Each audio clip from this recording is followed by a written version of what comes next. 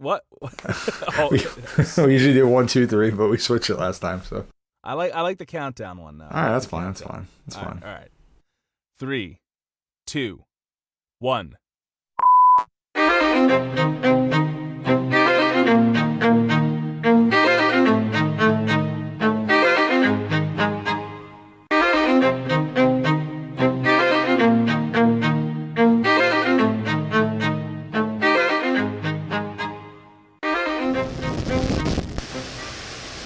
Welcome to the Politipop Podcast, the podcast where we take your favorite pop culture media and discuss the social and political themes within. I'm your co-host, Mike Booch, and I'm so excited to be joined by my co-host, Ty. Hey, what's going on? Remember, regardless of whatever the many platforms you might be listening to us on, that you can find us on social media at Twitter at PolitiPopPod, Instagram at PolitiPopPodcast, or email us at politipopcast@gmail.com. And always remember to find our show notes and sources at politipoppodcast.wordpress.com. Something new is happening here with us, Ty. Do you know what it is? No, I have no idea. All of our catalog is on YouTube. I know.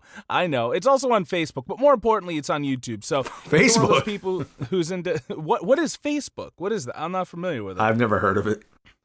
But if you are one of those people who's into YouTube like I am, please make sure that you head to our channel of the same name, the Politipop Podcast, where you can like and subscribe. You can punch that bell straight in its dirty face if you want to get alerts whenever we post a new video. And you might be asking, well, if I listen to you guys on a different platform, why am I going to go to YouTube? Well, let me tell you this. We are now posting exclusive material to YouTube that all those people listening to the podcast aren't going to get. So, oh my God, I haven't even heard this exclusive material, so this is pretty wow. Top that's secret. Right. Well, yeah. Last week we released our outtakes on the YouTube channel. So if you wanna laugh with us and not just cry with us and get mad with us like we normally do, yeah, then head over to YouTube. We're gonna put all the outtakes there, and because I don't have to there's a little behind the curtain magic right here, because I don't have to put them on the end of our regular episodes. I don't have to worry about how many outtakes I cut out, so I can keep all the stupid shit, and those will make it onto YouTube. In addition to exclusive stuff, we are looking into making a Patreon once our listener base gets there. And if you have any perk ideas, like stuff that you would like to be rewarded with for supporting us with your hard-earned money, then please let us know. Email us at politipopcast@gmail.com. And also, just want to let you know that our write-out songs probably aren't going to be a thing anymore. Sorry to disappoint you, Ty. That was the best part. I don't know if I'm going to be a part of this anymore. Well, we'll see what happens. I'm going to see if I can hopefully negotiate your contract next week. But yeah, the write-out songs, if they're natural and they make sense with the episode, I'll put them in. But other than that, I don't really want to force them in. Also, whenever we upload them to YouTube, it becomes a copyright thing. And I have to make sure that they mute exactly just that part, and it kind of breaks up the episode in a way that I'm not a fan of. So if we're not doing write-out songs on certain episodes, please don't fret. It's just something that we got to do. Okay. Yeah, maybe one of the perks is we'll sing you a song. I like that. I like us singing the songs to people or along with them. We could do a karaoke jam over Zoom. Or we can also make our own Politipop podcast playlist. The Polita playlist, if you will. And on this Polita playlist for all of our Politipop heads, our Polita people, if you can call them that, is I just became a marketing genius right now. You're on fire. Sell T-shirts that just say Polita person on it. I'm a Polita I'm not person. really involved in politics. Well, guess what? I'm a Polita person. That's what I do. That's how I identify. But yeah, so just wanted to update everyone as to what's going on with the channel. Now, we are ready to get into Lovecraft Country. If you haven't watched any of Lovecraft Country, probably don't listen to this episode. There will be detailed plot spoilers. If you haven't listened to our last episode about Lovecraft Country, then, well, do that first. Listen to the episode where we cover 1 through 3, and now we're going to be covering episodes 4 through 6. Yes. Are you ready for it, Ty? I am so ready. Awesome. Did you have plots for these episodes as well? No, I didn't have specific plots for each episode. We didn't do that with Watchmen, so I didn't do it for this. So. Good. We don't need. I don't know. You gave pretty deep. Oh, you gave just a plot for the series itself. Yes, which I did last episode for Lovecraft. So yeah. Okay. So it's 1950s. at the height of World War I, according to me as a historian. No, there's it's a wild amalgamation of Lovecraft characters and different tropes and supernatural and different genres and horror and adventure, all thrown into the backdrop of 1950s Jim Crow America. Now, episode 4 is a very different genre than I expected. This is kind of like an Indiana Jones episode. Exactly. That's all I could think of watching this episode. Okay, and I didn't love it for that. It wasn't me. It was also part D&D campaign to me as well. Yeah, I see that. But that's when we get to the fun stuff. At the beginning of this episode, we see that Montrose, Atticus' father, is, I guess he's read this book that was given to him by Uncle George, his late brother. Wasn't the book supposed to be given to Atticus, right? That was why he gave it to him. Was that it? I'm pretty sure the uncle gave it to him for Tick, but the father chose Montrose not to. Yeah, we see that he's making a series of decisions in which he thinks he's protecting his son, but he's not. His son. You know. Oh, that's right. That there's also that possibility that it's not even his son. So, but we get some really interesting stuff with Montrose. And correct me if I'm wrong, this is the guy who was in The Wire, right? Yeah, and Boardwalk Empire's Chalky White. Ooh, that's... I haven't watched Boardwalk yet. It's worth it, right? It's a very good show. It's not perfect, but it's very good. All right. I've heard nothing but good things, and I haven't gotten a chance to see Steve Buscemi's chops. You know what I mean? It's a very different role for him. You would expect like a much more attractive leading man for this kind of role, and Buscemi kind of steps into it. You know? Wow. And, how about we say conventionally? Conventionally attractive. Gosh. Yes, I'm sorry, but Steve Buscemi has a very specific look. At one point, both he and Angelina Jolie look the same. So think about that. I don't know what to do with that. But Michael Kenneth Williams, who is in that and does play Montrose in this, is a fantastic actor. Everything I've seen him in, I loved. I almost met him on the set of a music video I was shooting, which would have been really cool. But his aunt died or something like that, so he wound up having to fly home, which was a bummer. Man. Yeah. Oh, that would have been awesome. Little personal story there. The closest I've come is doing a short with a couple of actors who were on The Wire. Nice. So yes, and one of them was on The Wire, I think, once. The other was on maybe 3 times, and wow. I'm not sure they had any scenes that crossed over with him. See? Who did he played Omar, right? That was the character. I believe he played Omar. Yeah. Omar in The Wire. So, but he's clearly not playing Omar here, but he's really putting on an acting clinic. He's great. Now, so he's read the book, which are like the bylaws of this cult of Adam or something. Yeah. And he seems to be losing his mind over it. He then burns the thing, I think, to try and keep Atticus away from all this magic stuff, knowing or not knowing full well that the entire series doesn't happen if Atticus doesn't go into his magic shit. And so, he's clearly drinking. He's erratic. And when he's burning these books, he says out loud that it smells like Tulsa, which I thought was a great little moment they threw in there. What did you think that meant? I mean, we covered Watchmen and we talked about the attack on Tulsa, Oklahoma. I'm assuming that's what he was referring to. I mean, that's what I thought he was referring to, but I wasn't sure if there was something deeper under there. I was like, there's no way it could be this interconnected to another HBO property, right? There's no way. And but I mean, all the. But it's a real event, that could have. And yes, it is. This character could have been directly affected by that. We don't really get much of his backstory, here, so we don't know. But he very well could have been affected by Tulsa. It could be a memory that has stuck with him. He obviously has some very deep trauma, when it comes to racism, right? He doesn't want Tick reading books by white people. He is very, very much against white people, and I'm sure he's been good through on it. him for it. He's definitely had some difficult situations. So I'm done with them too. All the books they write, they're like the best guys, and it turns out they're not. Yep. I might have been a little stoned while I was watching every one of these episodes, but everything that we review. Last night more so because it was just after the debate. Yeah. So I started watching this episode after the debate. I know that there was, and we'll talk about that in our separate housekeeping episode this week. Oh, I guess that was something else I should have mentioned at the beginning. We're doing our housekeeping and our podcast episode separate. So yeah, lots of changes. We're we're developing. We're becoming something new, better, hopefully. Do you see? This is us posting our videos to YouTube. Did you see? This is us transforming. This is Mrs. Leeds guesting on my podcast. Do you see? Listen, it takes a lot of time and effort to work on these things, so Jesus, we're doesn't just, it? right? We appreciate you listening, and we ask you to just bear with us and work with us on this. Yeah, and I actually wanted to save this for the end of one of our episodes, but I need to fit it in now. We have people in Denmark and Australia and Germany and France listening to us. That's pretty incredible. What do you get out of this? Like, that's...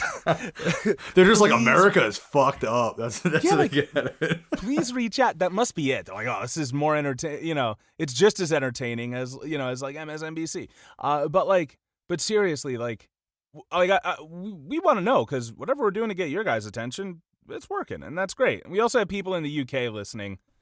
What do you get out of this? Yeah, please reach out to us and let us know what you want to hear more. Obviously, I feel like we've been catered to Americans because we're American, but let us know what you're looking for, what you want to hear of, why you're listening, and I promise you, we will respond and we will listen. Because we are very U.S. Centric, but have we known more about Europe and stuff like that, we could have brought that into our V for Vendetta episode, which obviously related to the fascism we're falling into right now, but at the time was a critique of Thatcher's London. So exactly. But yeah, so getting back into it, there was why did he end up going on the quest in the first place? They had to get the pages of Titus, and Titus was the descendant of Adam from that mansion or something, right? Yeah. Okay, and he had some pages written in an ancient language. I guess it was Adam's language. There's a whole lot of Adam's stuff. He's just Adam. This is where it gets kind of muddled for me, and I don't know if it's because I'm losing interest or I think it's because you were losing interest, because that's what muddled it for me. I don't care so much about that stuff. You know what I mean? I care more about these people's individual personal stories. About how. And and the racism they're experiencing and the trauma they're dealing with, more so than the blood of Adam and this ancient secret. I don't know. It's definitely weird. It's kind of like they're trying to do the next level of supernatural. Yeah. And I don't know. Obviously because of the nature of the podcast, I think we go into it looking for the lens of the angle of racism and everything. We're looking at it through that lens. So, for you, when you said Cthulhu and all the UFOs kind of took you out of it, it didn't take it out of it for me, but now a lot of this stuff is. So they need to go on this journey to get the pages of Titus, and Titus had these pages from Adam of the Bible. Right. And they were being translated, and we find out later by whom, but so they have to go get those, and I think they have to get those because that white woman, the mysterious white woman, gave Letty that money and asked for a favor in return. That's what she does. Christina, so the favor in return, I think, and you can correct me if Braithwaite, the majestic white lady, and so they go and they go on this journey, right? Because Montrose has the answers, but he won't give them to Tick. That's kind of what sets this whole thing in motion, actually. Letty comments on that. She's like, you have the answers and you're going to make him go on this whole adventure because you won't tell him. Because I think Montrose refuses to admit that he's read the book, that he knows all this information. And it's not until they're on the journey itself where they have to decipher certain clues and solve these puzzles that Montrose knows the answers. He starts... He's he knows what to say and all those kind of things, and Tick is a little taken back by that because he doesn't understand why his father knows this stuff at this point. And in case I forget to mention it later, I do want to mention that I do like how there's always this callback to educated people being successful. That like for just as much muscles as Atticus has, he also has brains. And between him and George and Montrose, like all of them being able to be literate and read books has gotten them through the through these situations. I think it's interesting to see that role reversal because normally in groups like that, it would be like the woman who's the intellectual. Think Harry Potter by our hero J.K. Rowling, J.K. Fucker, but like she's actually the one who gets through this being bold, which is normally what you see the men do. The men have to be bold, but Letty is actually like the boldest of all of them. Somehow manages to also be the coolest head in the room. Yeah. Well, there's a lot of tension. Yeah, there's a lot of tension between Montrose and Tick. They had a very rocky relationship. As Tick grew up and has come to a head here, and obviously Montrose has some deep anger that he got from his father, and now Tick kind of has that anger too, and we see him kind of explode a few times through these episodes. There was one thing that Montrose brought up when they were having their meeting at the bar that I thought was good. He told Tick to forget about all this grand wizardry shit, which I thought was like a very obvious KKK reference, and I just thought it was a good line. That's what it said to me too. I was like, yep, like.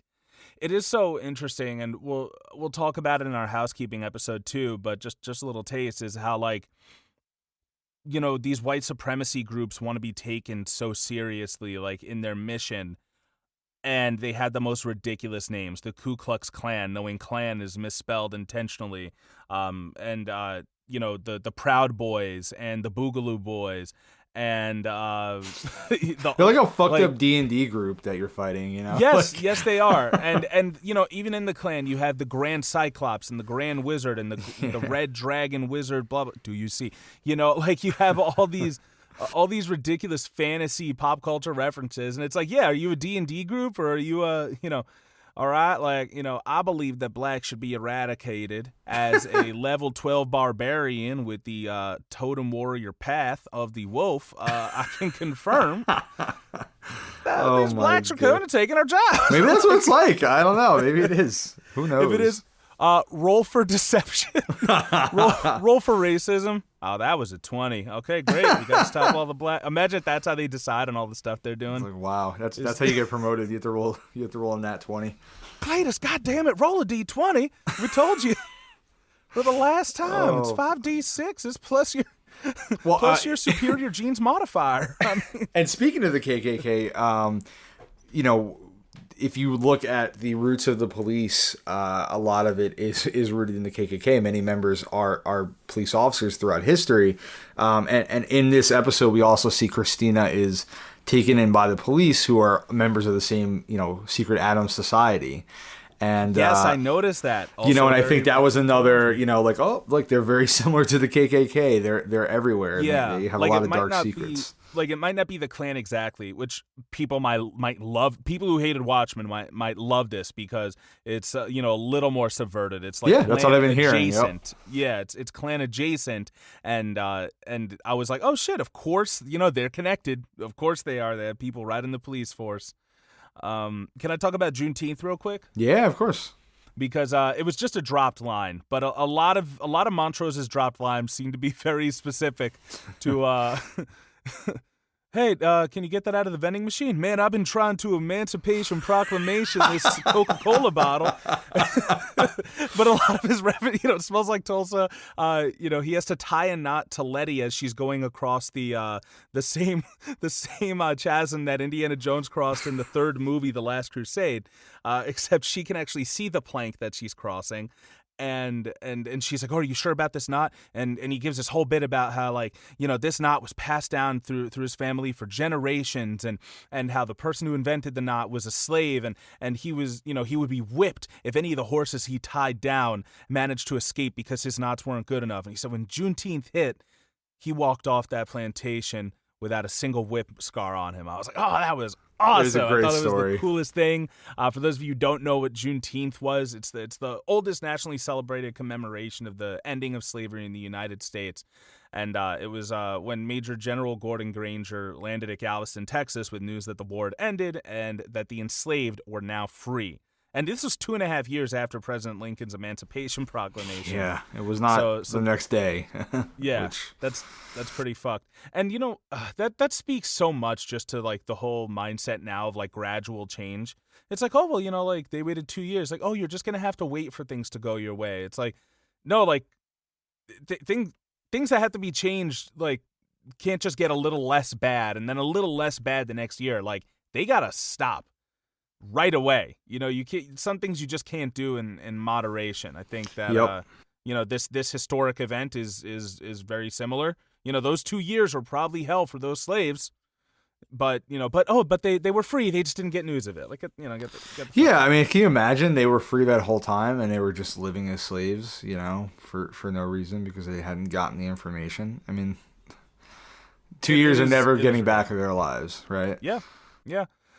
So there's this there's this moment in which Atticus, while Letty's crossing the beam, says the freemen were never slaves. I mean, which I guess is right in their name, right? Yeah. And and he goes, "Hey, she's crossing, isn't she?" And I love that. I thought that was hilarious. Montrose is an interesting character. I really like him. I really like his addition to this little group. I wouldn't necessarily say he's the most likable character, but he definitely is interesting. So that was a great moment. I like the little scenes he has with Tick like that. Yeah, and he has a lot of moments right now where he's really loud. He's got a lot going on. His his son is now crossing the plank to help Letty because there's a booby trap there, swinging blade. And he's yelling at Atticus, and like the guy kind of yells all the time, but I feel like when he's yelling now, it's more out of concern for his son. Yeah. I think that it can be confirmed. Like he ends up jumping to the plank, and it's up to Atticus, who, for all intents and purposes, like hates his father. I mean, he's begrudgingly being around him. I know exactly what that's like, but he still decides to let his father. Like he catches him on this plank, and they all get across together. They're all helping each other. I don't know. It was really great. It was really emotional to see that while he's being angry, he's at least like expressing, and he's so loud. And just to see Montrose that way was because he seems a little more reserved and quiet, and kind of like angry, pensive. You know what I mean? For sure. And then when they get to the end of the rope, right? There's another like seal or door, and they have to solve this puzzle. And Montrose knows the answer because he read the book, and he gets to be the hero kind of in this scene, which was great, and they're all happy to have gotten across together, and they're all huddled up. It was a nice moment. Yeah, I like that, and he dropped some athlete's name, I think, and he was like, he ain't got nothing on me, like the way I made that jump, like it was nice. Of course, we do find out later on that there's like a trust issue here. Where but when Atticus is like, oh, you couldn't have known what that combination was unless you read the book, and they're having it out. They end up finding this this kind of submerged cavern temple thing, and this is where I said it was kind of like the D&D thing, like, oh, you see a body float on by in the middle of your bickering. Do you inspect it? Yes. Okay, you walk in, there's stalagmites all over the place, and there's a door with an arm hanging out of it, floating in the water. Like it seemed very deep. It actually felt very Resident Evil 4 to me, like the latter half of the game with like the guillotine trap and the swinging blades and like going into the mines and all like the secret cult and shit. I was like, wow, this is very very video gamey. It really was. Wow. But yeah, so they end up, solving this puzzle, and they find the pages of Titus, but not before they discover that this area is kind of a tomb. They go into the ship, it seems, that has a bunch of dead bodies. One of these bodies comes to life. Yeah. And this is after Tick has to use his own blood, right, to get through? I'm assuming because of Adam's bloodline, right? Yes. Oh, yeah, that probably explains why he lived and the other person who tried didn't. Yeah. But so one of the corpses comes to life and actually takes form, like back to youth again, and we see this Arawak person who's known as Yahima Marakodi, also known as Two Spirit. And can I just talk a little bit about Two Spirits in Native culture, because this took me on a rabbit hole, down a rabbit hole, and I was like, oh wow, this is pretty cool. And I'm going to keep mentioning it as I listen to it, so hopefully the listeners just put up with it. I'm still listening to People's History of the United States, and like just the more I learn about like all of the traditions we have versus all the traditions the natives had. And like basically all of our traditions were just brought here by a bunch of religiously weird white European people. Yeah, like that. accurate. Like that's it. And like the natives had so much of it right. Just the way in which you respect the land and you use it and you don't own anything. There's no such thing as private property. Everyone shares. Everyone takes care of each other. That's where it comes from. It takes a village to raise a child. Like Yep. everybody is everybody's brother, sister, son, daughter, husband to a point, wife. Like things were much more casual, and the way we have society now is just because it was imposed by colonizers. But that being said, because we do talk about all these issues where there were where we have transphobia and xenophobia, and and we talk about how like I'm not sure if we've mentioned it, but how trans people are like the most marginalized of all individuals. The trans people of color are, and like how they're never brought into the media when they're constantly getting killed and stuff. And the Blackfoot tribe had like several words to describe these individuals. I'm not going to attempt to pronounce them, but one of them was acts like a woman. Like based on historical accounts of individuals who engaged in homosexual relationships. Or there's also another word, which is a male homosexual. There's another word, which is manly-hearted woman. There's from the Cree, Cree. I don't. Are they the same as the Creek? I don't know. I'm not sure. A man who dresses as a woman who dresses as a man dressed or living or accepted as a woman. And that one might not have been a respectful term, but like all this stuff has been around for such a long time, and there were already terms for them back then. So like we shouldn't be so surprised and upset about this stuff now. But yeah, so they do find a I don't want to say like a woman with a penis, because technically I suppose this would be a they. Yes, but they do find a beautiful womanly featured individual. It's more likely a woman. The actor was a woman, and they refer to her as she. Although I have seen a lot of really cool theories online about the nature of Yahima, because while Yahima isn't directly like, as far as I found in my short research, so you can correct me if I'm wrong, anyone out there, but like I found that like there's not a specific native mythological creature named Yahima, but there are two spirits. Which if anyone has anything to prove me wrong, please let me know. I'll throw it into the show notes. I'm absolutely fine with that. But yeah, so it turns out that Yahima was the one who was translating the pages for Titus, and then in being rewarded, they were. Was it a reward? Why exactly were they locked up with their relatives, or what was it? I don't know. I don't know if did they make that clear? It seemed like I think I just remember them saying like, oh, I was supposed to be reunited with my family. I think that was it. I was supposed to be reunited with my family. To be, yeah. I refused to continue translating the pages, so I did get reunited with my family, and they were killed, and then I was left here to stay with them as they were dead. There you go. So yeah. So they. And then they also say that they're not going to help Atticus, which completely changes in a little bit. They end up having to escape. They're all going to drown and stuff. This was pretty cool. It's always cool when people have to like escape underwater, because you might be trying to hold your breath with them or something like that. It's really stressful.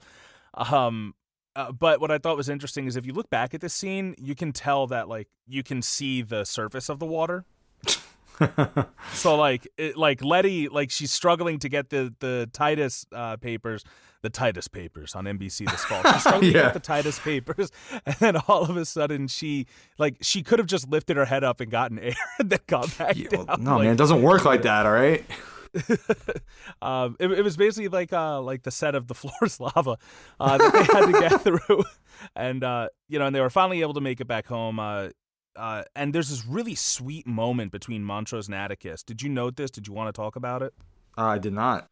So yeah, Montrose tells Atticus that you became a really good man in spite of me, and I'm really proud of you. And Atticus, like, this is Key and Peele level acting because it's like, you could tell that he really wanted to cry. He was really emotional, but he just couldn't let himself be vulnerable in front of this man who's abused him so much. And it was really like, it was heartwarming, it was sad, it was bittersweet all at the same time. Well, like, it's a nice moment, but it doesn't mean he forgives him. Like you can have a nice moment with someone who has hurt you and not be over the hurt they've caused. Like, yeah, I think.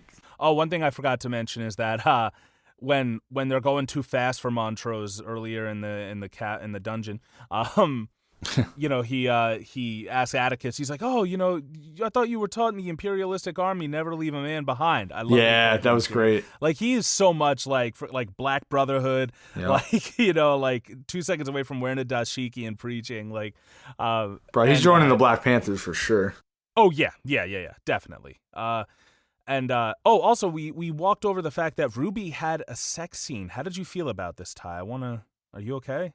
I'm fine, but I just think that like, it's just a common HBO thing when there's like a sex scene in literally every episode. I think has a sex scene. Like, has every episode of this had a sex scene? I know definitely so 4, 5, and 6 do. That so this one I like the ones that like aren't traditionally hot people getting it on. I mentioned in episode 1 how there was an older couple, and then this one you have now this is the guy who was also back at that mansion with them, William, right? yeah, who's William, Christina's close friend and confidant, and super white Aryan looking brother. He ends up hitting on Ruby, and they have an interesting back and forth, which we'll go into a little bit later on. But well, I think it's also important to talk about the fact that he goes to her bar where she performs. He goes to her side of town and approaches her, with the utmost confidence. He's not acting nervous or intimidated or he just goes in there and he puts the moves on her. And he's an evil magical Bible man. He has big dick energy all over the place. I would too if I were evil magical Bible man. But yeah, he goes to her and is, you can't tell if like, he's trying to offer her something that's more than just dick. And, I mean, as the viewers know this, but Ruby, this is her first interaction with this guy. And just a reminder to the listeners, Ruby is the sister of Letitia, of Letty. And she's she's like the great singer and everything.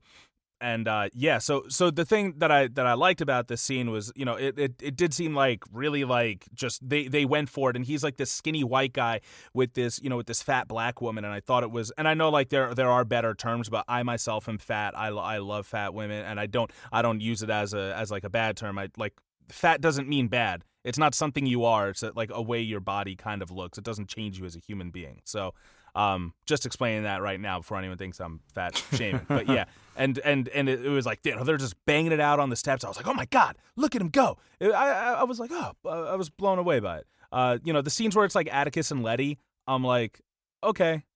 Like, those are two like, conventionally attractive individuals getting it on. Yeah.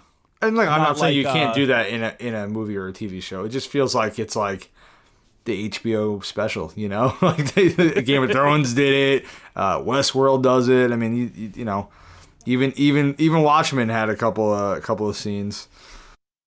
I definitely think that Game of Thrones and Westworld are, what's the word I'm looking for? Egregious? No. Gratuitous? Gratuitous. Thank you. Yes.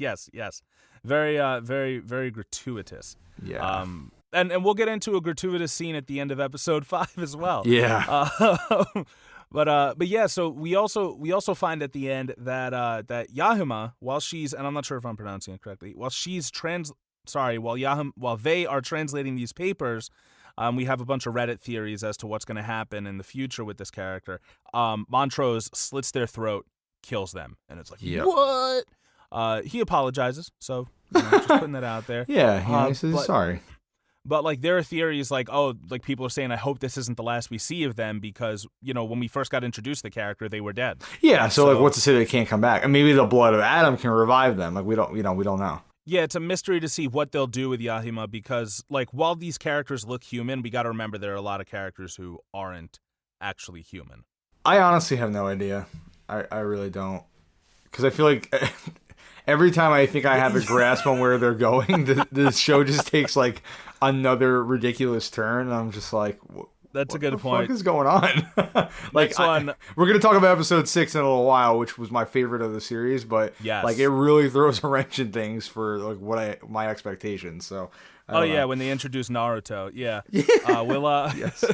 But now we're on episode 5, which I like to call WereWhitey, and because instead of being a werewolf, Ruby has become a were-white woman. Yes. And at first I thought it was just because she laid with William, but it turns out that there is a potion that William has created, that has concocted, and she's able to drink it and turn herself white. So now we get to see, like, you know, a portly black woman become a thin white woman and see what privilege that gives her.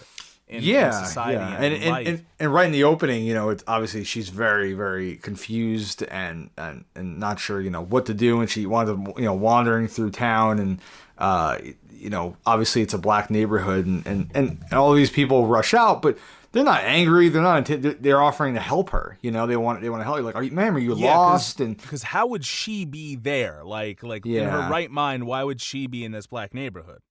Yeah, and she winds up, you know, she's very erratic, she's freaking out, and the police show up, and what do? They assault a black boy that's there, who clearly did nothing wrong, and she even is trying to tell them that. Yeah, he bumped into her, and the cops were like, oh, and she gets to experience the power of White Lady Tears firsthand, which she was very put off by at first, you know, but we'll see how she feels about it as the episode progresses. We also find out that Atticus also finds out that Montrose killed Yahima. He says that they're just not there anymore, and he doesn't explain any more than that. But Atticus knows, and he is like beating the ever-loving shit. He's pummeling his father Montrose right now, and I can't say whether or not I'm for it, but I definitely understand it. Yep. I mean, like, he was probably going to kill him, and Letty, you know, screams for help, gets some people to break it up, and she's obviously scared of him. She sees this anger, and it frightens her. I think she either grabs a hammer or some other tool. She grabs a baseball bat, right, and she goes down to talk to him, and you know, he's screaming, he's like, you know, he's very angry, and then there's this moment where he sees the bat in her hand, and I think he realizes that he's scaring her.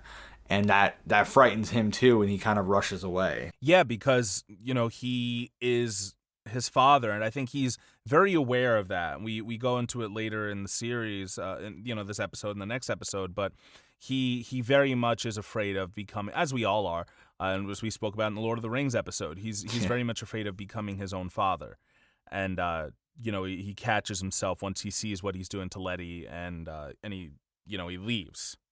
So it turns out that Ruby, with white guy William, white boy Rick, white boy William, is, you know, she's able to become a white woman. And while it's kind of off-putting to her at first, she then uses this white privilege to achieve her dreams. And yeah, it's kind of intoxicating to her, right? She keeps using it and using it.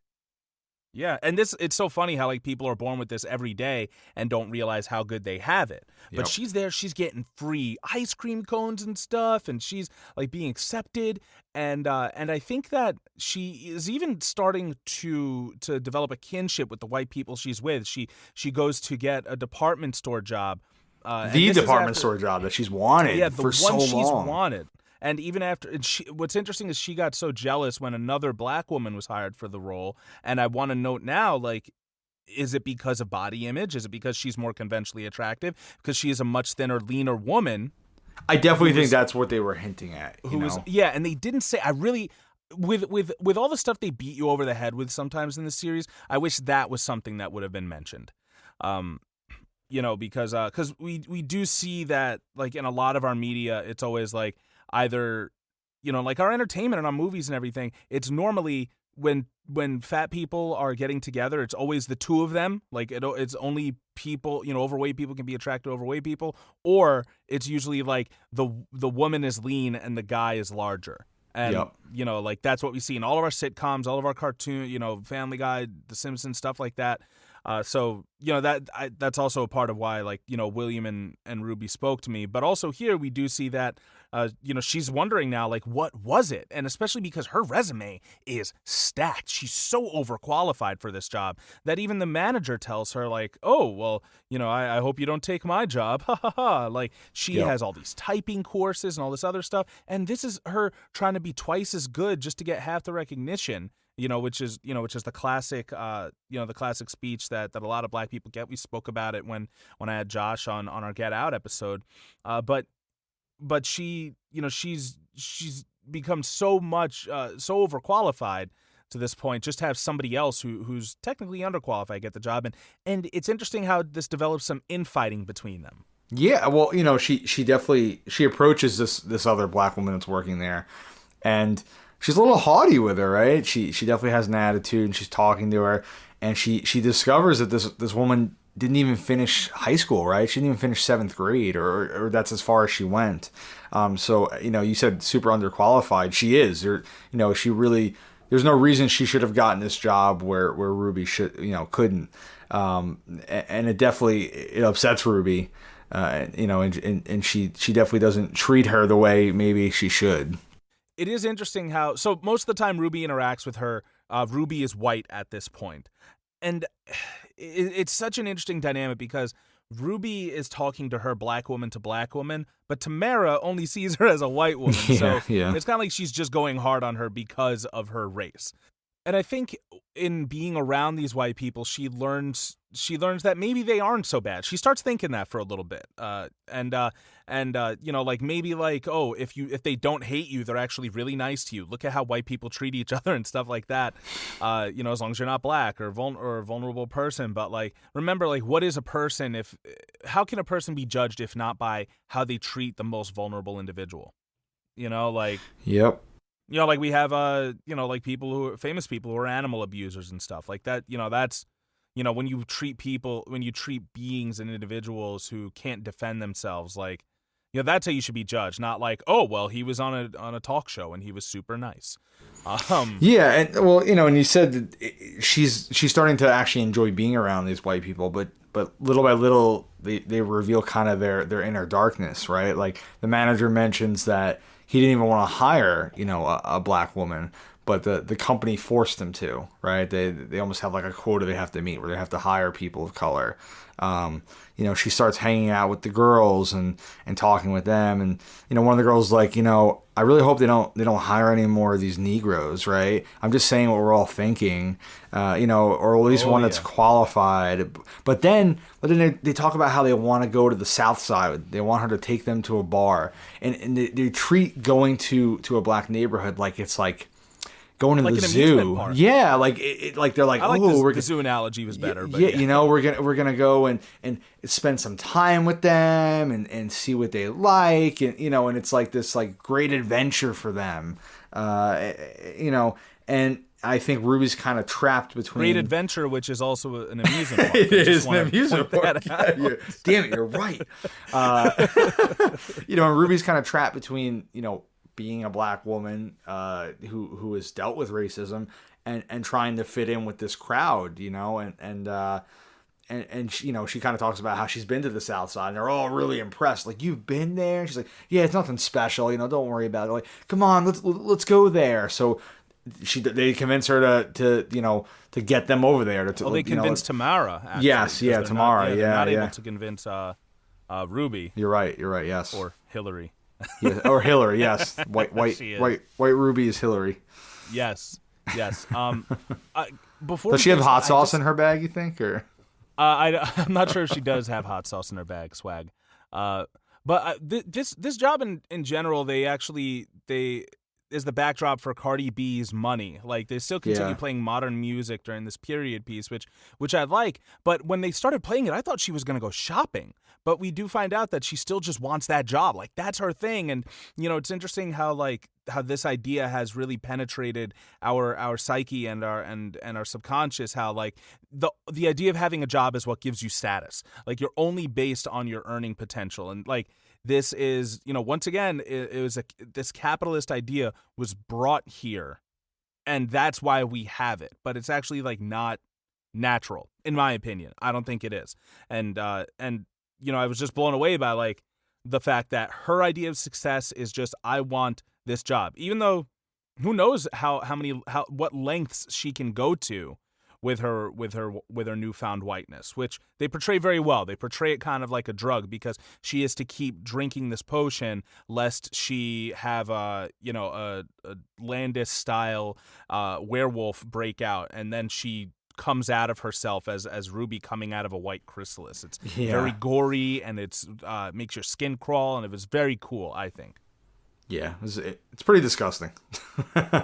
Very, very, very violent and over the top. It was pretty wild. Oh, and also before they go to the South Side, they're actually talking about they're talking about it in the department store. They're listening to Tutti Frutti, and it's not the Little Richard version, by the way. Okay. Which I thought was interesting. And then later on, when they go to, and we don't have to talk, we can talk about this in a sec, but later on when they go to the backstage of the drag show, they're playing the Little Richard version of Tutti Frutti. Oh, nice. In a black neighborhood. I was like, oh, that's great. But yeah, so also, did you get pissed by the fact that like black people aren't allowed to go into white spaces, but white people can go into black spaces with impunity? Yeah, it's pretty fucked up, right? It's just another reason for why things are so unfair for people of color. Yeah. Now what happened with this whole thing in the closet? I'm not sure I quite got it. When Ruby finally has to pay back her favor to this guy William. I don't know. I just think they're a crazy cult, so they had a guy tied up in the closet. I don't think we ever find out who it is, But also the one guy who was like part of the cult, he had a black body. I think he had, like, when he took off his shirt, it looked like he was a white head on a black body. It was so weird. Yeah, definitely some Get Out shit going on. Yeah, they're up to some pretty nefarious shit. We also I want to talk about Ruby's arc, and then I want to go into Montrose. If it will finish up Ruby. Ruby actually seems to have developed feelings for William, right? And Christina uses that against her. She's like, if you care about William at all, and she tells a sad story about how William was left for dead, and the people on the ship did it to him, and she can help him get revenge because they don't know that he's still alive, and this whole sob story, and Ruby does help, because she's starting to develop feelings for him. Yeah, and in paying this favor, she has to be a caterer, basically, at a server at this super secret Bible club, and she has to be black to do it, right? She can't be Hillary. Yes, exactly. She can't do it as Hillary. She has to be black to do it, and I think it was a nice little reminder, and there's this really great moment. So she ends up going into this room, and is she trying to get something? I think maybe she is. She has to steal something for she has to steal something Christina, for William, whoever she. I think Christina is the one to ask her to do it. Yeah. Yeah. But in doing so, she ends up getting like kind of ambushed. These guys walk in. She hides in the closet where there's this dude there, like gushing blood or something out of his neck. Ridiculous. He's tied up. He's got all these scars on him and everything, and she's freaking out. She's in there with him, holding his mouth so he doesn't make noise. And she's like gagging, right? So she doesn't throw up. Yeah. And then she sees this dude come in. Get me a shirt. I'm sweating. And he takes off his shirt. He's got a part black body, and then he puts the other shirt on. I guess we'll go into that later. But like, then the next day, she as Hillary has that with Tamara, and she's like, listen, like, you got to put in a lot more effort if you're going to represent your race. And what she is telling her, like, like, this is kind of what she did as Ruby, like, if you want to represent your race, you got to put in a lot more effort into your job, because you can't give them a chance because white people are so much more fucked up than you think they are. Like, she's mad at everyone at this point. Like, she's mad at just life. I think she's mad at herself for being mad at Tamara, and then mad at Tamara, but mad at white people because these are the people you want equality from? These are the people you want to fit in with? These are the people you want to be respected by, knowing what other fucked up shit they get up to? I thought it was awesome, and I'm not sure if they used Ruby's actual voice or if this woman was just doing black voice to imitate Ruby's actor, but I thought it was a really great scene. When they finally do go to the South Side, Ruby she decides, you know what, I'm not going to drink this potion, and she decides to, go become Ruby again. And as she comes out of this, this chrysalis, she's covered in all sorts of viscera and gore. It's really gross. Yeah, and I was cruel at the wondering how same she was time. planning to like clean herself off so she could go back to the party, but Yeah, I guess she didn't want to go back to the party. It gets a little spoiled. What does she see behind the alley?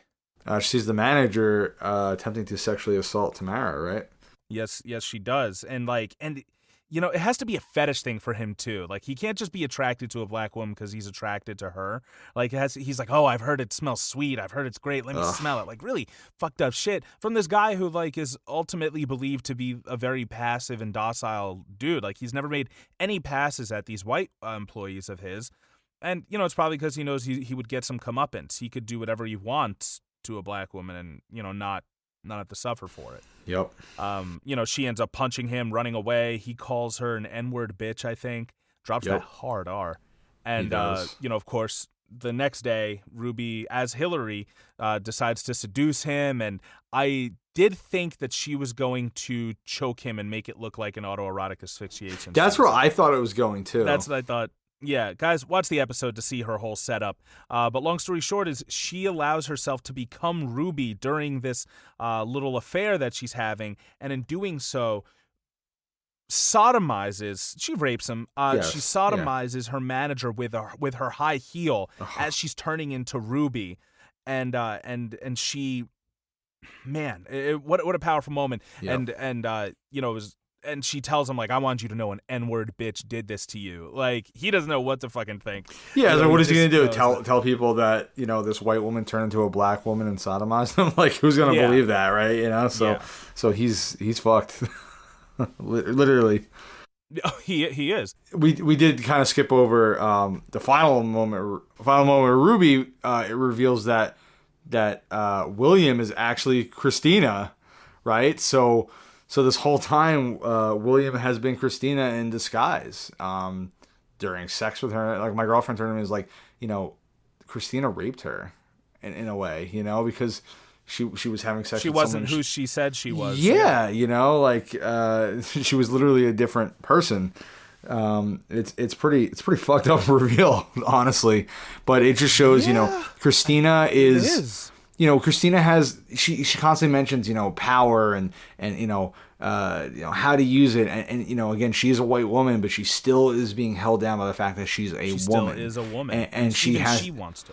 Yeah, so she's gonna use whatever trick she can to take back what belongs to her, so she's created this persona of William, this handsome man that people respect, so that she can get the respect she deserves.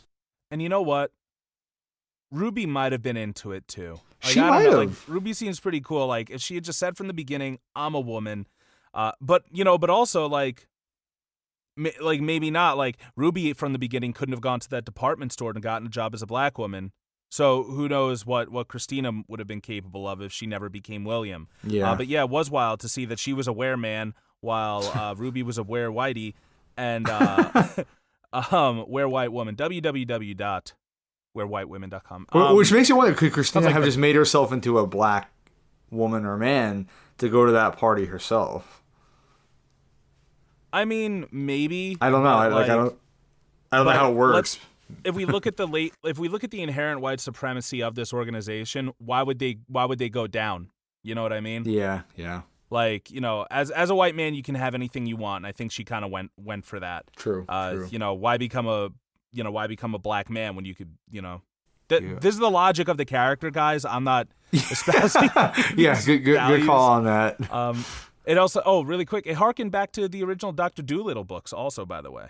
There's a really? black character who wants to be made white, and that's one of the things Dr. Dolittle does. That's right. You told me that when you got into your Dr. Dolittle face. White face and blue-eyed. Yeah, he's a very problematic protagonist, and honestly, I would be down to have an episode on that later on, too, because those books are pretty wild. Fucking Eddie Murphy, am I right? But yeah, so as she's having this moment, coming to terms with her identity, we see Montrose is also coming to terms with his. He visits his his bar owner friend that we saw in a previous episode. I think it was the first episode, actually. Yeah. Yeah. And, who we know is gay right from the first episode. We see him, yes, having sexual relations with a man, and that's not the secret. But the relationship between him and Montrose is. Yeah, and Montrose, he's all beaten up, and I think at this point, like after being beaten up by his own son, like he is very vulnerable, and we see so he doesn't just fuck this guy, like they make love, and I mean they do fuck, don't get me wrong, but like they're also like holding each other, kissing each other, and everything, and it was such a turn to see because stereotypically we relate feminine features to homosexuality and not masculine features. I'm not saying those stereotypes are right, but an individual like Atticus's father, it makes no sense, but it makes all the sense at the same time because of all this pent up aggression he does seem to have. Yeah, and this made me really think about his character more. He was with Atticus's mother, and Atticus may not even be his actual son. So, like, he's lived such a lie of his life, right? Like, he couldn't be openly gay. He's been a father to a child that may not be his own. Like, it definitely makes you, like, realize he's had a very troubled life. And, he has a lot of these pent-up emotions that he hasn't been able to express. Yeah, and we see this cut, like I mentioned before, when Tutti Frutti's playing, Little Richard version, of course, that there's this whole club where all these drag queens are there, and it's all these guys, and kind of made me think of just like how the black community and the queer community, how they are so intertwined, despite like there is a stereotype that the black community is very homophobic. Yeah. And while that stereotype is kind of true, it's also true for the Latino community, for the Christian community, for the white community. Like, everyone's fucking homophobic. Yeah, let's be honest. It's everyone versus the LGBTQIA plus community. So, but yeah, it is interesting to see all these men of color who are also drag queens. Some of them might be trans as well, so I don't want to misgender them accidentally. Yeah. But they're like, having this party and everything. All of their friends are making fun of Sammy and Montrose because like they don't actually show any affection to each other, and for all they know, those guys are virgins and they're not even hooking up or whatever. But there's just this scene where they're all dancing and the music's building, and Montrose finally gets out onto the dance floor and he's dancing. He's being brought up and he's being kind of like baptized, born again. Like, we have all this glitter falling on him, and like he's got this like this very thin fabric pink shirt, and he finally pulls Sammy close to him and kisses him in front of everybody, and it is, I don't know, it's just this incredible moment. Like, it was, I don't know, it was great to just see like that release of. Just being open about in an earlier scene, but but there's a different kind of release. Well, this is in front of people. This is him accepting himself, right? And to think about, this is the 1950s, right? So homophobia is at an all-time high. Racism is still at an all-time high, and to be both black and gay. What kind of, the cards are just stacked against you so much at that point. Like Will Reeves from Watchmen. Yes, like Will Reeves from Watchmen, yeah. Also, is this Watchmen? It's got to take place in the same universe. Tulsa? Oh my God, maybe it's Will Reeves. Oh my God, he's like, oh, it smells like Tulsa. And then when he grows up after being Atticus's father, well, Atticus was a military man, right? Yeah. Maybe later on he fights in Vietnam. No, you just don't match up there either. No. But no, it's pretty wild. And this did remind me of kind of like how the intersectionalism of the black and queer community, when we talk about like Pride that we celebrate every June. The first Pride was a riot, and it was started when a trans woman of color threw a fucking brick at the cops. Like, so these communities are intertwined, and I do like that they show that. Oh, speaking of intertwined communities, Chicago, along with New Orleans and a few other states, New York has Brooklyn, I think, is a huge one. Those have a history of voodoo practices brought over from I think Haiti and stuff like that. So Yeah, just wanted to correct that. We did mention, last episode we were like, oh, by the way, but it is in the show notes and sources. So if you read those, I did include that information there. Listen, like I always say, misinformation is deadly. So whenever we're wrong, we're gonna correct it. Anything else to mention about episode 5? I think the last thing is that Tick is able to translate some of these papers.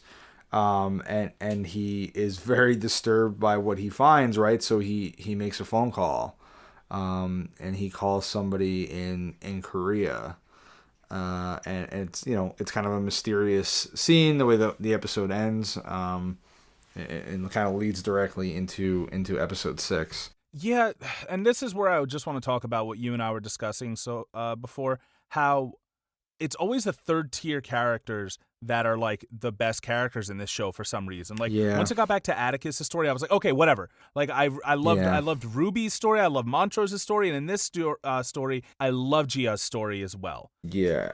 Let's get into it. Turns out that she is a woman who comes from a poor family in Korea. And she loves movies. She loves American movies, which some people call American propaganda, and they don't like her for it. But she absolutely loves. She absolutely does love them. Yeah, they inspire her. She's watching Judy Garland in Meet Me in St. Louis, and she imagines herself dancing up and down the aisle of the movie theater, singing along, and it definitely awakens something in her. That when they come back and she's not up singing and dancing, you can see there's a loneliness, this emptiness in her that she needs to fill. But Ty, there is an emptiness that needs some filling, and it's something her mom wants her to do. But her mom doesn't want her to be a dancer. What does her mom want her to do? She wants her to go and bring men home. Yes, and we're wondering why. And we're led to believe it's because they're a poor family. The only way they're going to bring honor and income into the family is through her getting married. She actually is a nursing student, and she wants to get her degree, and believes that's going to be like what brings honor to the family. That's going to be what brings income in. But oh no, it's got to be a man, and this takes a turn. I see her when she brings the first guy home, she lights this candle, and then all the candles in the room light up, and I'm like, okay, so she's a witch. Yeah. Then as she's having sex with this guy, and he has the most amazing vinegar strokes ever, we find that she has all these tails, which look like hairy tendrils. I thought they were spider legs the first time. That's what I thought too. They look like tarantula legs, right? Yeah. They come out of all of her orifices, all of them, and they get all this guy's memories. They steal his soul. And then kill him in a bloody explosion. Yeah, he literally pops like a balloon. Yeah, so I'm like, no, she's a Korean sex demon. So I look up Korean sex demon. Turns out that this year there was a 24-year-old kid in Korea, an adult, who was blackmailing women and minors to do violent sex acts, and then he was distributing them for money. But he has been captured. So the Korean sex demon has been captured. God. Yeah, it's a real fucking thing. Holy shit. But not to be compared to this sex demon, which we find out a little more about later. But this is more like Hellraiser. We find out that she actually has to bring home a certain amount of men, kill them, and steal their souls through sex in them. To become human. Yeah, and that's how she's going to become human. We also see that while she's bringing men home, Korea is bringing Americans home. Because in post-World War II Korea, we have North Korea is occupied by, I think it was the Soviet Union, right? Yeah. And, so after World War II, basically, Japan was defeated, and Japan, they owned Korea more or less. They had taken control of them and annexed the country. So now that they were a possession, it was almost like a reward for America and the Soviet Union. So they decided to split it evenly. So the Soviets took half, North Korea, and America took the other half, South Korea. And that was like their reward for freeing them from Japan, in which they both instilled, a dictator in both of them. One that was, an American-approved dictator, and one that was a Soviet-approved dictator, which I thought was pretty interesting. That's common practice, whatever. Yeah. Business as usual, So we do find out that this is when the Korean War starts. America's trying to stop the spread of communism, which was also their whole thing with Vietnam and all this other bullshit. Basically, any communism anywhere is a threat to capitalism in America. Apparently, they always have to go and destroy communism wherever it is. So yeah, and basically they go there to quote unquote protect Korea, but at the same time they are committing war crimes, they're doing terrible atrocities. It's interesting how like we see this in a lot of our media. You know what I mean? Like when I was talking about the Five Bloods, they talk about how all the fucked up stuff that was done in Vietnam trying to fight communism, and we talk about Alan Moore and his opinions on capitalism. When we talk about George Miller and like all the socialist themes in Mad Max, and like the more we analyze this stuff, it's pretty clear that a bunch of our favorite creators are actually communists, or at the very least socialists. And I think it's just because communism is a dirty word that we've been raised to believe is a dirty word. But they're trying to be yes, and they're being true communists, not this false dictatorship, fake version of it that we've seen executed in places like Russia and North Korea. Yeah, so that was a very important distinction to make. So Atticus was among these Americans who were performing these terrible acts. Now, he might not have been doing them, but he was definitely party to them, and we can't ignore that. And I mean, he does them. We literally see him. I saw him holding the woman that they were tearing her teeth out. But he murdered that nurse right next to Gia. Oh, that's her first time. That's her He's first the one time. Who shot her? Yeah, because they go private. Okay. He walks up, he shoots her in the head. I looked away for a sec. He was going to shoot her. He was going to shoot Gia. Like he doesn't even remember her. She doesn't forget his face, but he doesn't remember her. She's just, another communist sympathizer. Yep. Yeah. He calls him a commie sympathizer, which, she later calls him out. She's like, "Do you even believe in that shit?" Like, yeah. I mean, Tick volunteered to come here. He wasn't drafted. Yes. He wanted to come here.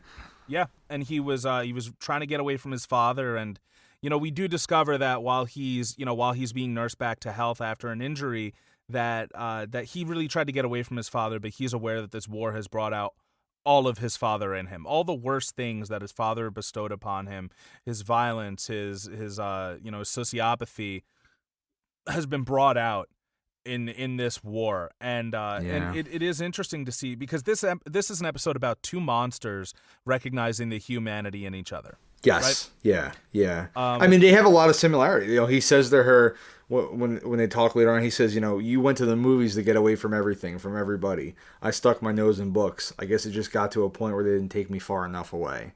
So he had to go. He had to do something else. So he joined the military, and he came here. And unfortunately, it ruined him. It broke him.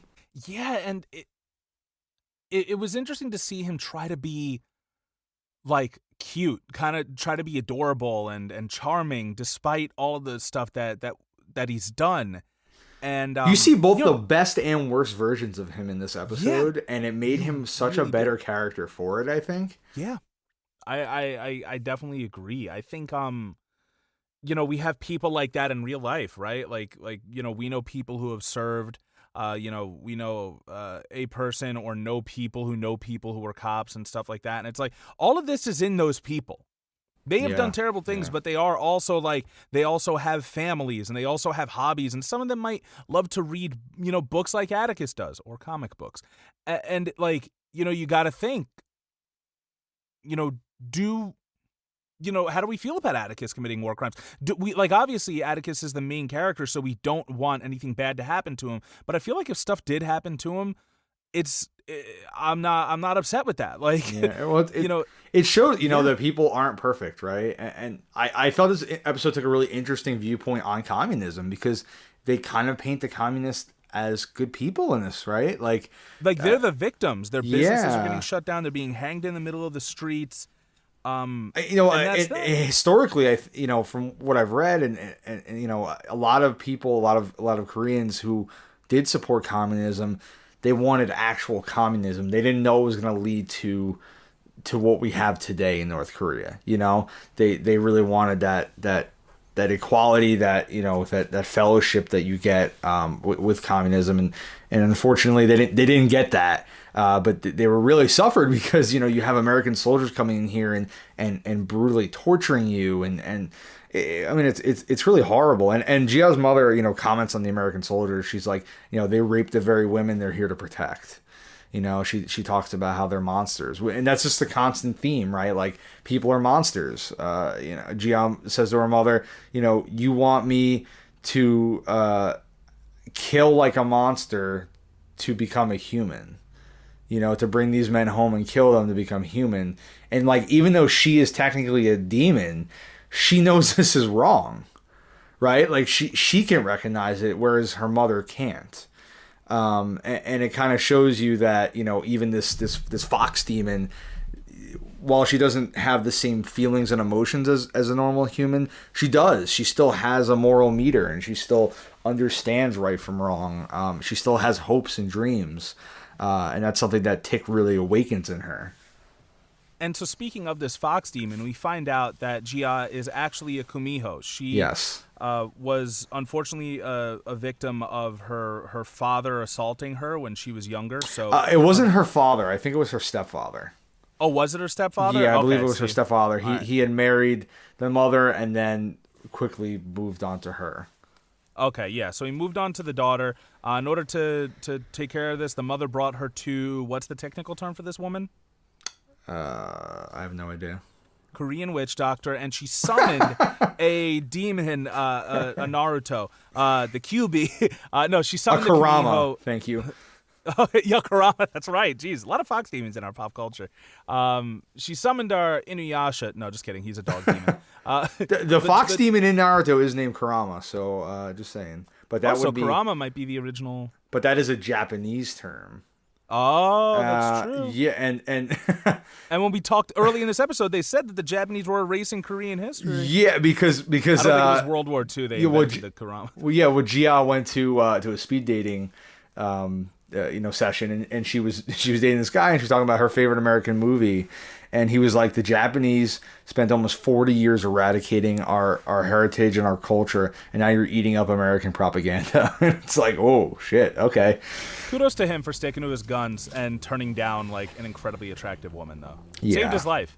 It did. But yeah, so this demon is designed to get vengeance, but the toll that has to be paid. So clearly, next time the stepfather went after her, he got torn apart by this fox demon. But they have to get 99 more souls. You have to get 100 souls in order for this demon to leave your body and for you to become human again. And so that's the big argument between her and her mom. Is like, her mom wants the daughter back that used to be there, and she she's trying to come to terms with the fact that like she's not that daughter anymore. She actually is 99 other people as well, because she keeps the souls of these individuals in her until 100 have been attained and fucked to death. Yeah. So, she's an amalgam of all these different things, but I think like what's interesting is she does know who she is, and she's listening to her mom tell her that she's not a human, that she is a monster. And all the first person who really recognizes her is her friend, right? Her communist friend. I think her name's Youngja. She's the first person. I did not see coming. She shows her be a friend.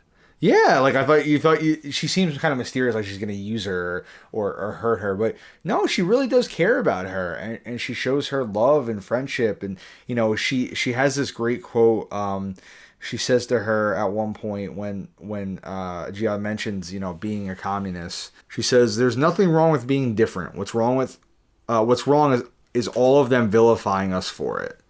And I thought that was a really great quote, because you look at the world around us, and people are so different, right? And anytime you are kind of vilified. You're a socialist, shame on you. You're gay or trans, shame on you. Like anytime you start to show you're different than what people perceive as the normal or what you should be, they want to attack you and just make you out to be something you're not.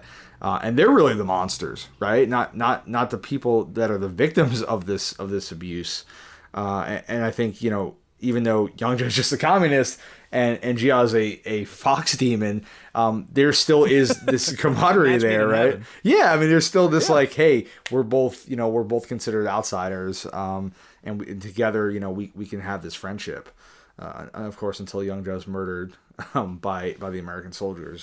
Yeah, and while she originally wanted to avenge that, Gia ends up kind of getting to know Atticus a little better, and she learns about his past with his father, and they connect over their love of literature. Well, his love of literature and her love of movies, which come together, and I thought Yep. that was really sweet.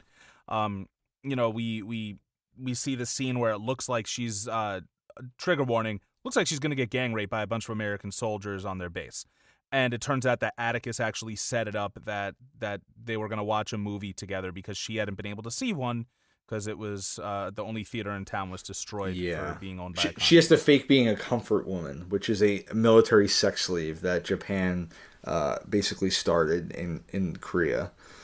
And that's how she gets onto the base. And of course, luckily, it's not what she's going to do. She has, a really beautiful date with Tick. And she finally does end up bringing him home. And in doing so, she actually spares him. She, at first, kicks him out so that way she doesn't kill him by having sex with him. Then comes to terms, tells him straightforward, like, listen, I've seen the monster you are. I wanted to kill you for it, and we should just both see the human in each other, see the good parts in each other, and be what we see in each other. And it was so beautiful. Yeah, she says we just have to choose to be those things, right? Like, we've done monstrous things, but we can choose to be better. And that's beautiful. I love their relationship. I think it's a beautiful love story. I kind of like it a lot more than him and Letty, actually. Oh yeah, definitely like it a lot more than him and Letty. So they do have sex together. Once, regular, non-killing the other person's sex. It's nice.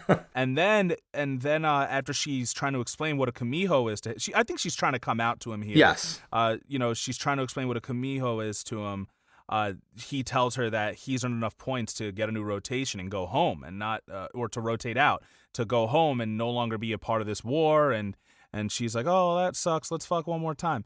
And when they do, her tails start coming out and trying to kill him, and she sees not only his past but his future as well. And I have a theory as to why this happened. Do you? I'm assuming it's because of the blood of Adam. So I think that's what they're going to say, but my theory is that she can see a man's entire life. And it just so happened that every man she had sex with was going to fucking die. Oh, interesting. That's kind of cool. So she saw everything up to that point, obviously, because that's the end of their life. He wasn't meant to die by her. Therefore, she saw his entire life. Right. That's a good. I like that theory. That's cool. Yeah.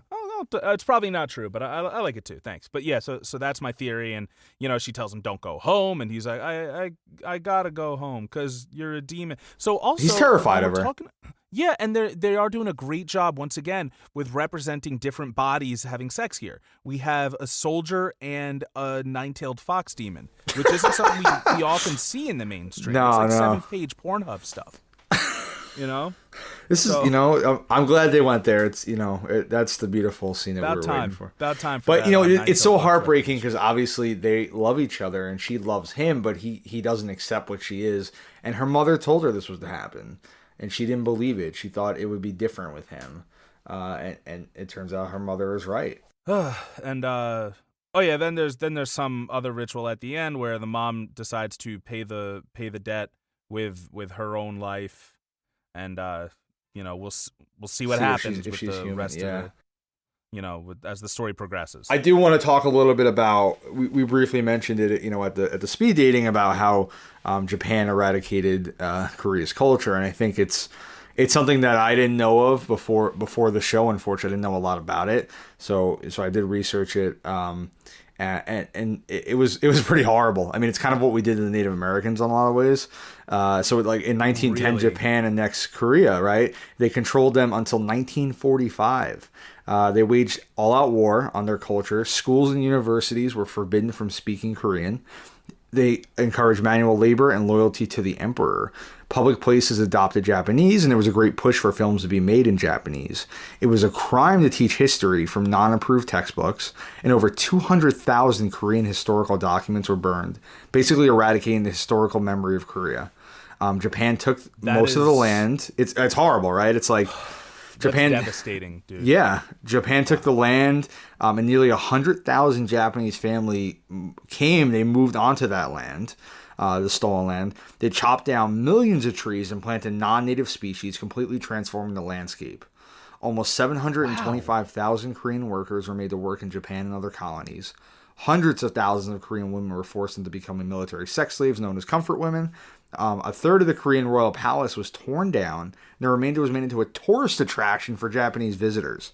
This was like their most sacred place, the biggest piece of their culture, and they tore down a third of it and then made it into a museum. Koreans were forced to assimilate through language, religion, education. Shinto shrines became places of forced worship. They had to worship the gods of Imperial Japan, such as dead war heroes and emperors. And in 1939, Koreans were forced to adopt Japanese surnames. At least 84% of Koreans took on these new names. If Koreans did not take on the new name, they were shut out of their own mail delivery system and even couldn't get ration cards.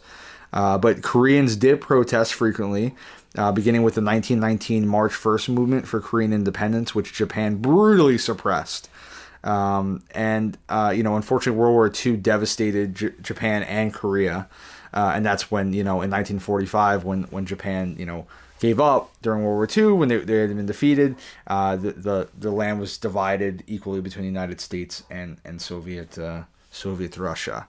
Which is so fucked up because, like, it's not your land to divide. What are you doing? I know. I'm like, what do you just put it back? Like, yeah. why are you dividing it? As a chessboard. Yeah. Like, this is yours. They use it as a chessboard for their communism versus capitalism battle. It's so fucking. Yeah, it's terrible. And what a tale of imperialism. Right, and then the Korean War, which followed, shortly after. It was 5 years later, right? June 25th, 1950. It's just crazy. 75,000 soldiers from the North Korean People's Army poured across the 38th parallel, which was the boundary between the Soviet-backed People's Republic of Korea in the north and the pro-Western Republic of Korea to the south. And this was considered the first military action of the Cold War, actually. During this battle, we mentioned how American troops came because they felt this was the war against the force of international communism itself. If they didn't stop it here, they would never stop the spread of it. So the war was a major, major loss of life for civilians and soldiers. Over 5 million lives were lost. Neither side ever gained ground. They were just constantly at a standstill at this parallel. And then, America realized that this was a losing battle, so they worked to create an armistice with North Korea because they were really afraid that World War III was going to break out. Like everyone said, World War III is next. This is going to lead to war with Russia and China if you don't end it. So they did. Jesus Christ. And unfortunately, this war became known as the Forgotten War because it just got no attention. People just don't talk about it. It happened in between the Vietnam War and World War II. All the Korean vets with their hats on. That's the only way I know that's it, about right? And the show MASH. That's it. The show MASH is like the only thing MASH is the Korean War? Yeah, it actually is the Korean War. See, I thought MASH was Vietnam. Yeah, I thought Atticus served in World War I. Yup. And it's just wild, And I was looking up, like, why did North Korea even, like, what was their reason for invading? Did they just want the land back? They wanted to unite the country. That was their goal. They wanted to unite it as a communist country. And that was the real threat. Yeah. Yeah.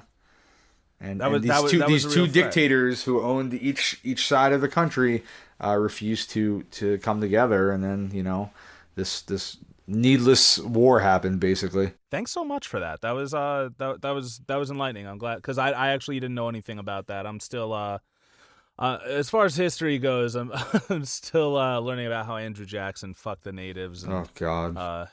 Just a lot of continual terrible, atrocious acts happening to natives and slaves.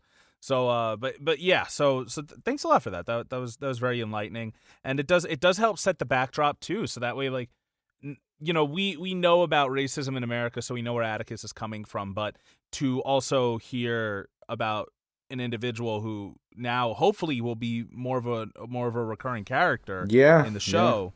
I want to see what what happens here. We didn't even mention, the racism in the army, right? Like Atticus still wasn't respected. He wasn't treated well. Yep. And how Neither about was his friend? His friend, who I think was Korean, right? But he had been born in America and raised in America. So, he mentions at one point, they don't accept me in America. They don't accept me in Korea. So what the hell am I supposed to do? He's like, I don't even want to be here, but they drafted me. So here I am. Drafted. You don't have a choice.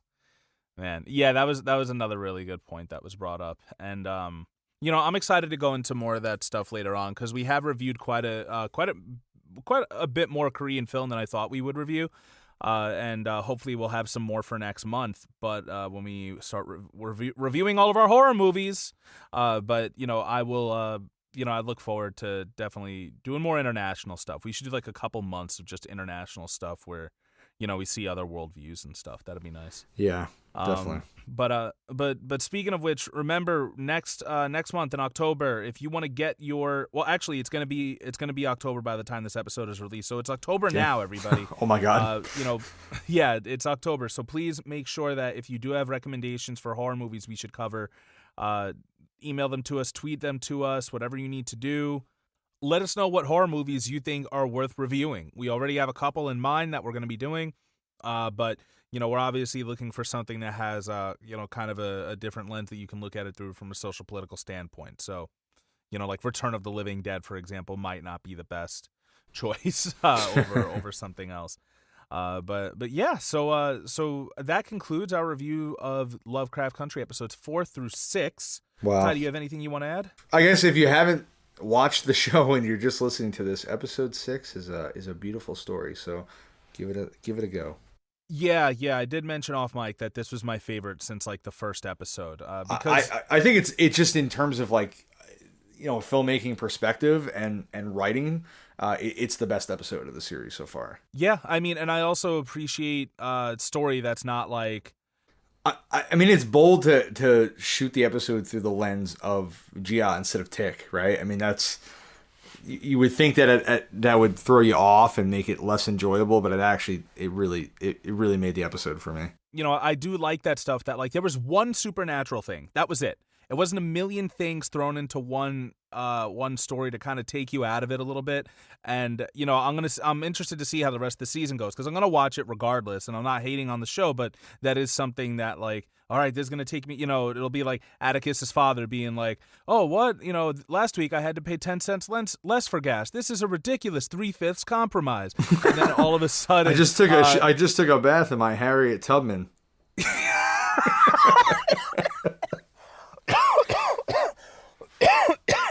Oh my God! I'm saving that one for hours. Oh God! Is that a new tub man? Yes. It's a Harriet tub man. Oh my fucking God! Oh God!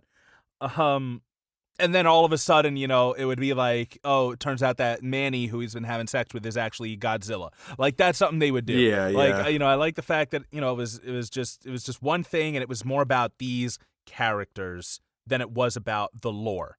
And that I think is where you find the balance you need for this to get a season 2. Beautiful. Yes. You balance out the characters with the lore. But that being said, it was an absolute pleasure reviewing this with you, Ty. For those of you who sat through to the end, remember, you can contact us on Twitter at PolitiPopPod, find us on Instagram at PolitiPopPodcast, email us at PolitiPopcast@gmail.com, find our show notes and sources at PolitiPopPodcast.wordpress.com, and remember that you can get exclusive videos such as outtakes and other little treats that we'll be putting up on our YouTube channel, the Politipop Podcast. Like and subscribe when you can. Remember, you can listen to us and rate and review us. Those help us out so much on any platform that you get your podcasts at. iTunes, Spotify, Google Podcasts, iHeartRadio, you name it. All right, for the Politipop Podcast, I have been Mike Booch. I've been Ty. And remember, no matter what you're watching, no matter what you're reading, listening to, remember to never stop thinking, never stop learning, and always remember to read between the lines. And scene. There it is.